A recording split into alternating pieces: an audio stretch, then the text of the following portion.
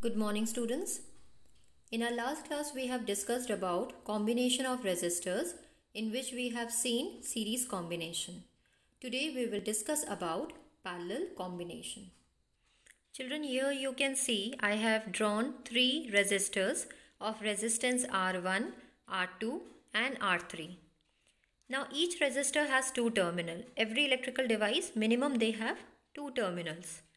And you can see here the terminals are being drawn. At the end, the dots are being marked. That is the end of the terminal. Now we are going to connect them in parallel. So when we connect the resistors in parallel, then the one side of the resistors, they all get connected with each other, and the other side, they all get connected with each other. How? I will show you now. You can see now that the three resistors, they are being connected together.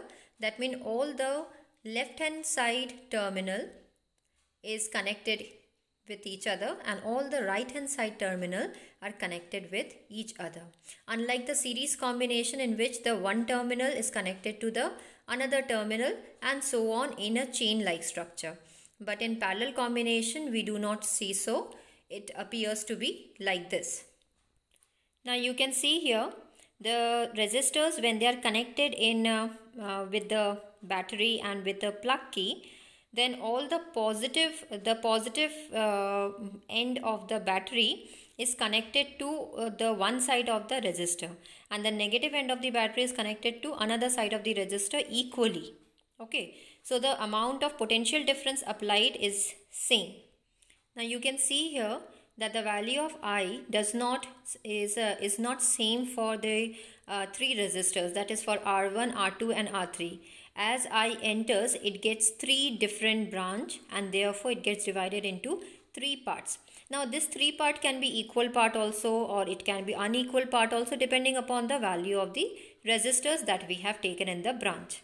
So one thing is clear from this type of combination is that, children, that V, the amount of V which is applied in the circuit, that remains same, but the value of I, that does not remain same. Okay, it keeps on changing as according to the value of the resistors which are taken. But the sum total of the value, that becomes I. It means that if we add I1, I2 and I3, then the total value of current which is flowing in the circuit, we will get that. Okay. Children, in some figure, in some books you will find this type of figure also. So you can draw the parallel combination in this particular manner also, or we can connect it the way we have I have drawn it previously. Okay. Now we are going to derive the formula to calculate the value of equivalent resistance in parallel combination. Now we consider here three resistors of resistance R1, R2 and R3 as it is shown in the diagram. The potential difference which is applied across the point A and B are the terminal point. So the potential difference which is applied, we are considering it to be as capital V. The total current which is flowing through the circuit is capital I. And it is of course clear from the diagram that I1 plus I2 plus I3 equal to I, which we have discussed earlier also. Now according to Ohm's law, V is equal to IR, and therefore we can write that I is equal to V by R. And therefore we can find the value of I1, that is V by R1, I2 equals to V by R2 and I3 equals to V by R3. Now accordingly, if we put all the values in the current formula, then we get V by R is equal to V by R1 plus V by R2 plus V by R3. And if we eliminate the common term, that is V, we get the formula to be as 1 upon R1 plus 1 upon R2 plus 1 upon R3. And this is the formula, children, for calculating the equivalent resistance in parallel combination. So in parallel combination, we see that the resistors are not just simply added, that is, we do not do the algebraic sum of the resistors directly, but we do the algebraic sum of the reciprocals of the resistors. Okay, one thing which you have to keep in mind is that after calculating the equivalent resistance, you have to reverse the order so that we can get the correct value of the equivalent resistance.